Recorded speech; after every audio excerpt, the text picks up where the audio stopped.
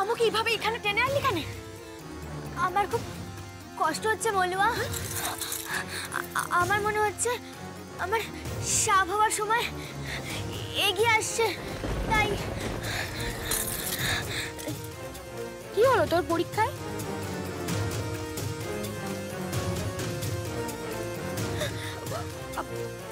আবার আমু আর ও মায়া কুমারী জিতুটু ছিলে, কিন্তু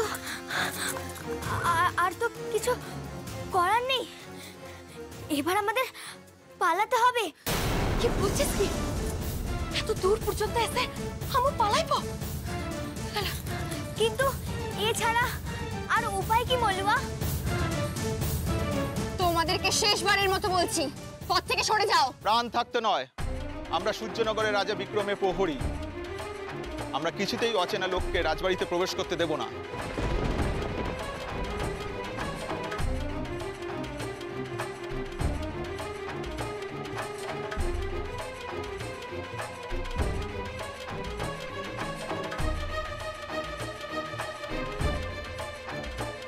রাজকুমারী, আপনি এখানে কেন? আপনি পালকিতে বসুন, আমি দেখে নিচ্ছি।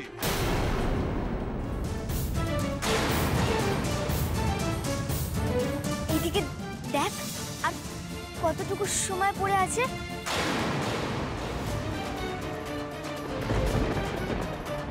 আর যে সময় নেই, এতক্ষণে হয়তো আমাদের ঘুমের জাদুও শেষ হয়ে গেছে। আসলে রাজকুমারী উর্মিমালার ঘুম হয়তো এতক্ষণে ভেঙে গেছে। ও যদি চলে আসে? তোমাদের মহারাজ বিক্রমই আমাদের এখানে আমন্ত্রণ জানিয়েছিলেন তার যুবরাজ পুত্রের স্ত্রী নির্বাচনী সভায় অংশ নেওয়ার জন্য। সেই প্রকৃত রাজকুমারী যে আপনি, তা তো এখনো প্রমাণ করতে পারেননি। তোমাদের স্পর্ধা দেখে আমি অবাক হয়ে যাচ্ছি। আমি এই সভায় অংশগ্রহণ করব বলে এখানে তাড়াতাড়ি এসেছি। আর আমার পিতা সমুদ্রগড়ের মহারাজ বিশাল, উনি পিছনেই আসছেন। উনি এলেই সমস্তটা প্রমাণ হয়ে যাবে। আমরা যদি বলি এই সমস্ত মিথ্যে, তোমরা আসলে চর, এ রাজ্যে অনুপ্রবেশ করার চেষ্টা করছো, তাহলে কি বলবে? ও আইসলা যে আমু আর ওকে আটকাতে পারবো না রে। তাই তো বলছি, আমাদের কথা বাদ দে।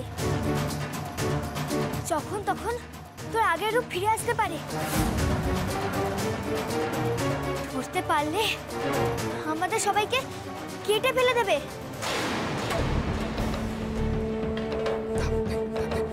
তার চেয়ে ভালো আমরা এখনই এখান থেকে চলে যাই। তোরা তোরা আমুর কথা শুন, আমুর কথা ভালো করে শুন। তোরা তোরা যদি কোনো বিপদে পড়িস, আমরা সাথে সাথে ও লুকানো দরজাটা দিয়ে পালাইবি। তাহলে তোর কি হবে মলুয়া? আমু যা কথাটা দিয়ে এসেছি তা লা রাখতে পারলে যে আমুর দেওয়া কথাটু থাকবে রে। আমুকে ও কাজটু করেই ফিরতে টুবে। কিন্তু ও রায় সভাতে আমুর জন্য সকলে অপেক্ষাটু করছে। তোরা শুন, তোরা কিন্তু বিপদ দেখলেই পালাস, হ্যাঁ? আর নিজেদের খেয়ালটু রাখিস।